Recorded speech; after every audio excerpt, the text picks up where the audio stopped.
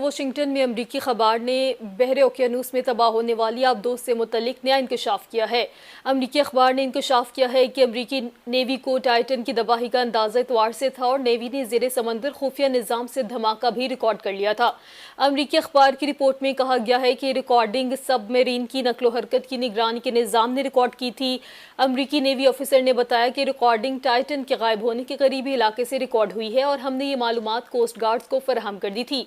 बहरे ओकियानूस में टाइटैनिक की बाकियात देखने के लिए जाने वाले सियाहों की लापता आबदोज टाइटन का मलबा मिलने के बाद आबदोज की मालिक कंपनी ओशन गेट ने इसमें सवार 2 पाकिस्तानियों समेत 5 अफराद की मौत की तस्दीक कर दी है। आपको बताएं कि अमरीकी अखबार ने बहरे ओकियानूस में तबाह होने वाली आबदोज से मुतल्लिक नया इंकशाफ किया है। अमरीकी अखबार ने इंकशाफ किया है कि अमरीकी नेवी को टाइटन की तबाही का अंदाजा इतवार से था और नेवी ने ज़ेरे समंदर खुफिया निज़ाम से धमाका भी रिकॉर्ड कर लिया था।